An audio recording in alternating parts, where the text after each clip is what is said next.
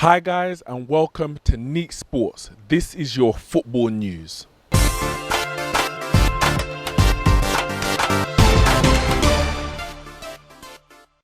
So the big news in football right now is all about Manchester United.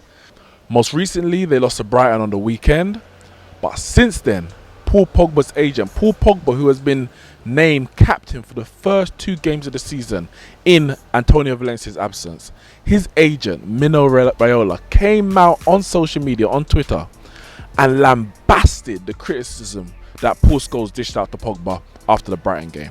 Now, any Man United fan would have known that the performance that him and the rest of the team put in on Sunday was nothing short of disgraceful. He said so himself, that the attitude of himself and the teammates were not good enough. Brighton had an attitude that deserved to win, and Manchester United didn't. But Raiola had decided to come out and really and truly trash Paul Scholes as a Man United legend. He basically said that the only reason he's talking is to keep himself relevant. If he wasn't, people will forget him.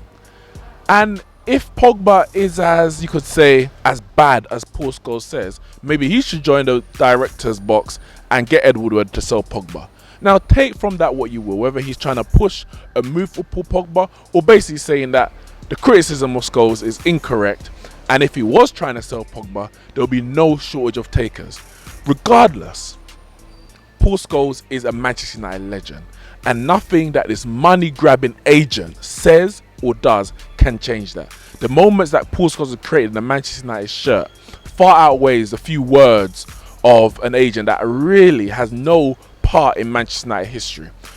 But what this does highlight for me is that there is a massive issue when it comes to player and agent power in the game now. Agents have so much power and control over the goings on within football clubs because some agents such as Mino Raiola, Jorge Mendes, or they have so many different clients, players and managers that you could say a football club is partly run by an agent. If you look at the Wolves situation, Wolves have bought so many players over the last few years because they have links to one specific agent. And this is the problem you create when you do with one guy in such a vast manner. Sir Alex Ferguson, he said he couldn't do business with Mino Raiola. That's when Pogba first left. The agent wanted more money, Pogba wanted more game time, but it was really an unnegotiable situation, and Manchester United and Sir Alex Ferguson were unable to keep hold of Pogba at the time. Fast forward all those years later, and we're seeing maybe a repeat of that situation. Hopefully not from a Man United point of view, but the signs, you might say, are ominous. Moving across the continent to Spain, and we have an issue in La Liga where some of the senior players are talking about whether or not the teams and the players will go on strike. This is because the Spanish FA, La Liga, has negotiated a deal which could see La Liga matches hosted in the United States of America. This was done without the consultation and the discussion of the leading La Liga giants and the players of those clubs. As a Premier League fan, I don't want to see that happen over here. They've spoken about a 39th game where games will be moved across the world, India, China, USA, where there are a massive fan base, of course, but then you end up becoming a franchise more than a club. Now, we know that Premier League clubs have fan bases stretching worldwide, but that's what you have pre-season for, when they travel the globe, meeting and playing in front of all their fans. But when it comes to the Premier League, the English Premier League, that should be played in England. The Spanish League should be played in Spain. The Italian League, the American League, the Chinese League, that should be played in the country that you are competing and the teams you are competing against. Moving across, you just become like basketball and become like American football, and just franchises that really have no connection with the fans from which the club was born and where the club is located. Staying on the continent, there is talk that Arsenal legend, France legend Thierry Henry could become the next manager of Bordeaux.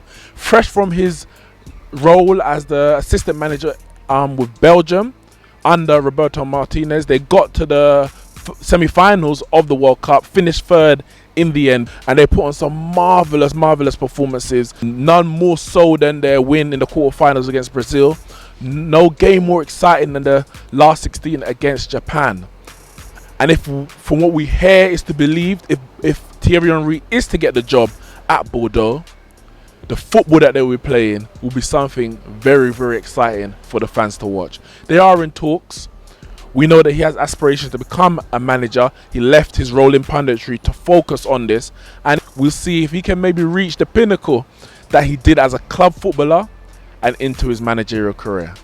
And finally, back in England, the champions of Liga, Manchester City, they're having somewhat of a goalkeeper crisis. We know how important the goalkeeper is for Pep Guardiola's plan. We saw Ederson himself get an assist on the weekend for Sergio Aguero's goal, 1 of 3. And as it stands, they only really have one senior keeper. Claudio Bravo has suffered a serious injury which could see him out for the rest of the season, which means they may be looking to bring in an emergency loan. There's been muted talk about Keylor Navas from Real Madrid, who's really third choice on the list since the signing of Thibaut Courtois, or Jesper Killison from Barcelona, who is obviously behind Andre Ter Stegen at the Spanish Giants. But remember, the transfer window is closed in England. Technically, they can't sign anyone. And on their books, they do have Daniel Grimshaw, a 20-year-old, and he will be considered a senior player and senior enough to take the place on the bench of Claudio Bravo. If Man City are looking to get a backup, they're going to have to get special dispensation from the Premier League to do so. But as it looks, they're going to have to go into the season and hope and pray and cross their fingers that Ederson doesn't get injured before Bravo comes back. That's it from me here with your football news on Neeks Sports. Make sure you check out all our fan cams from the previous weekend and stay tuned for all our upcoming fan cams from this weekend. I'll see you soon.